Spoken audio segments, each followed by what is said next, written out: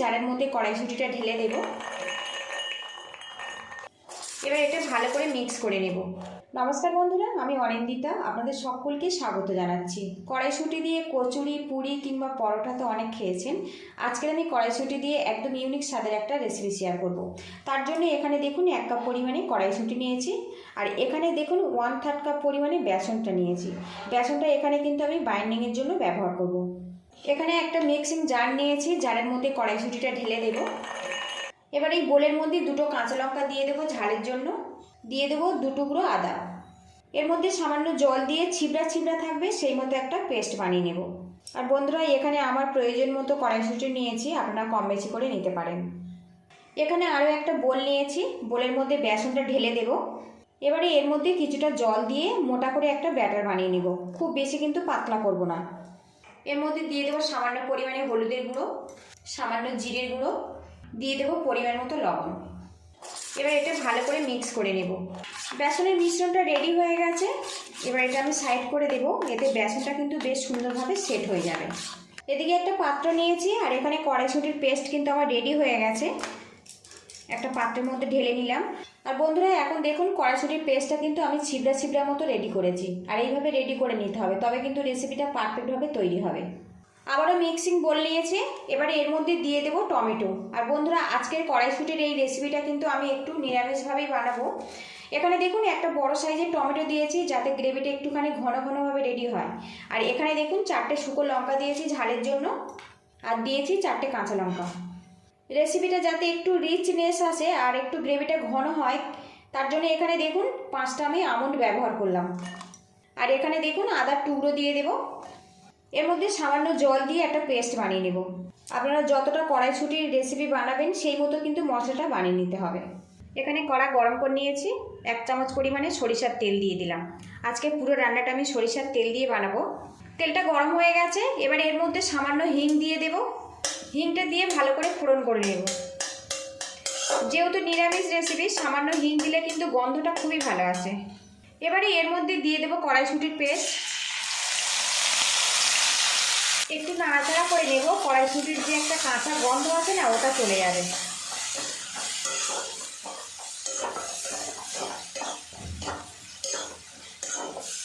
আর বন্ধুরা, প্রতিদিনের মতো আপনাদের কাছে একটা রিকোয়েস্ট করছি, ভিডিওর শুরুতে একটা লাইক দিয়ে দেবেন। আপনাদের একটা লাইক আমার কাছে কিন্তু অনেকটাই মূল্যবান। আর চ্যানেলে নতুন হয়ে থাকলে চ্যানেলটিকে সাবস্ক্রাইব করে প্লিজ বন্ধুরা সাপোর্ট করবেন। আর রেসিপিটা ভালো লাগলে একটু শেয়ার করে দেওয়ার অনুরোধ রইল। বেশ কিছুক্ষণ নাড়াচাড়া করে নিয়েছি, কড়াইশুঁটির যে একটা কাঁচা গন্ধ আছে না, ওটা চলে গেছে। এবারে এর মধ্যে দিয়ে দেবো বেসনের মিশ্রণটা। এখানে কিন্তু বেসনের মিশ্রণটা বাইন্ডিংয়ের জন্য ব্যবহার করছি। খুব বেশি বেসন দেবেন না বন্ধুরা, তাহলে রেসিপিটা কিন্তু শক্ত হয়ে যাবে, খেতে ভালো লাগবে না। বেসনের সাথে কড়াইশুঁটিটা একটু মিক্স করে নেব। আর বন্ধুরা, এই মিশ্রণটা কিন্তু একটু নরম করে বানাবেন, খুব বেশি যেন শক্ত না হয়।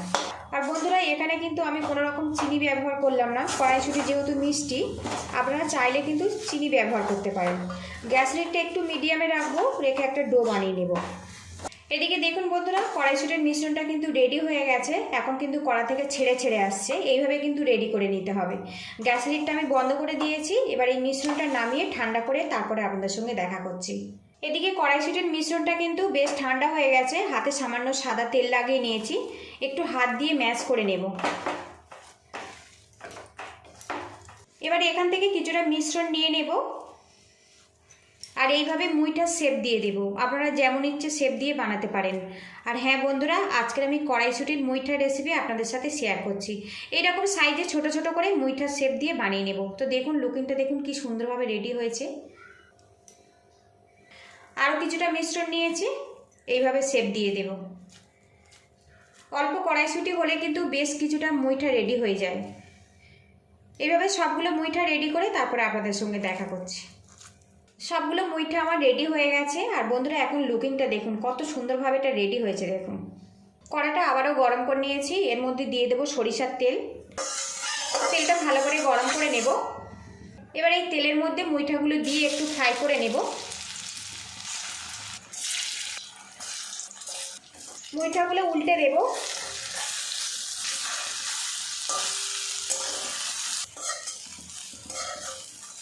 এদিকে দেখুন বন্ধুরা, উল্টে পাল্টে আমি মুইঠাগুলো কিন্তু ভেজে নিয়েছি।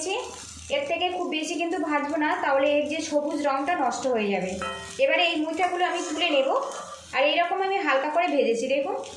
আর বন্ধুরা একটু সাবধানে কিন্তু উল্টে পাল্টে এগুলো ফ্রাই করবেন, কারণ এগুলো কিন্তু খুবই নরম। আবারও কড়ার মধ্যে সরিষার তেল দিয়ে দেব। তেলটা গরম হয়ে গেছে, এর মধ্যে দিয়ে দেবো 1 টুকরো দারচিনি, দিয়ে দেবো 1 টুকরো এলাচ, 2টো লবঙ্গ। এটা ফোড়ন করে নেব। এবার এর মধ্যে সামান্য রেড চিলি পাউডার দেবো, এতে কালারটা খুব ভালো আসবে, কোনো রকম ঝাল হবে না। এবার এর মধ্যে যে মশলাটা পেস্ট করে নিয়েছিলাম দিয়ে দেব। মশলাটা কষিয়ে নেব যতক্ষণ না তেলটা আলাদা হয়ে যাচ্ছে। এবার এর মধ্যে দিয়ে দেবো সামান্য পরিমাণে হলুদের গুঁড়ো, দিয়ে দেবো প্রয়োজন মতো জিরের গুঁড়ো, স্বাদ মতো লবণ দিয়ে দেবো। এবার এর মধ্যে দিয়ে দেবো একটা তেজপাতা। গুঁড়ো মশলা দিয়েছি, কিছুক্ষণ কষিয়ে নেব। আর বন্ধুরা এখানে আমি কোনো রকম চিনি ব্যবহার করব না, কড়াইশুঁটি বেশ মিষ্টি, আপনারা চাইলে কিন্তু চিনিটা ব্যবহার করতে পারেন। মশলাটা দিয়ে একটু নাড়াচাড়া করে নিয়েছি, সামান্য জল দিয়ে দেব, আরও কিছুক্ষণ কষিয়ে নেব। মশলাটা বেশ কিছুক্ষণ কষিয়ে নিয়েছি, দেখুন তেলটা কিন্তু বেশ আলাদা হতে শুরু করেছে। আর এখন মশলাটা দেখুন বেশ ক্রিমের মতো তৈরি হয়েছে। যেহেতু নিরামিষ রেসিপি, মশলাটা একটু এইভাবে কষিয়ে নেবেন, এতে খেতে কিন্তু অনেক বেশি ভালো লাগবে। এবারে এর মধ্যে দিয়ে দেবো জল। যতটা গ্রেভি পছন্দ করেন সেই মতো কিন্তু জলটা দিতে হবে।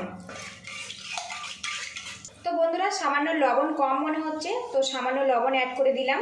লবণটা ভালো করে মিক্স করে দিয়েছি। আর গ্রেভিটা ফুটিয়ে পুরোপুরি আমি রেডি করে নেব। গ্রেভিটা বেশ কিছুক্ষণ ফুটিয়ে নিয়েছি। এবার এর মধ্যে দিয়ে দেবো গরম মশলা পাউডার। এবার এর মধ্যে কড়াইশুঁটির মুইঠাগুলো দিয়ে দেবো, দিয়ে কিছুক্ষণ ফুটিয়ে রান্না করে নেব। এতে কিন্তু রেসিপিটা পুরোপুরি রেডি হয়ে যাবে। বেশ কিছুক্ষণ ফুটিয়ে আমি রান্না করে নিয়েছি। আর এখন কড়াইশুঁটির মুইঠার রেসিপিটা কিন্তু পুরোপুরি আমার কমপ্লিট হয়ে গেছে বন্ধুরা। এরকম গ্রেভি অবস্থাতে নামাবো, তবে কিন্তু ভাত, রুটি, পরোটা দিয়ে খেতে ভালো লাগবে। তো বন্ধুরা এখন লুকিংটা দেখুন। কড়াইশুঁটি দিয়ে কচুরিতে আপনারা অনেক খেয়েছেন, কিংবা পরোটা কিংবা পুরি। একবার কিন্তু এইভাবে কড়াইশুঁটির মুইঠা বানিয়ে খেতে পারেন, এটা নিরামিষ দিনে খেতে কিন্তু খুবই ভালো লাগে। সবশেষে এর মধ্যে দিয়ে দেবো সামান্য পরিমাণে ঘি। নিরামিষ রেসিপিতে সামান্য ঘি দিলে খেতে কিন্তু খুবই ভালো লাগে। ঘিটা দিয়ে ভালো করে মিক্স করে নিয়েছি। গ্যাস লিডটা বন্ধ করে দেব। আর এটা পরিবেশনের জন্য রেডি করে তারপরে আপনাদের সঙ্গে দেখা করছি। এটা যেহেতু কড়াইশুঁটির মুইঠা অনেক বেশি নরম, সেই জন্য কিন্তু আলতো করে নাড়াচাড়া করতে হবে। খুব বেশি জোরে জোরে নাড়াচাড়া করলে কিন্তু মুইঠাগুলো ভেঙে যাবে।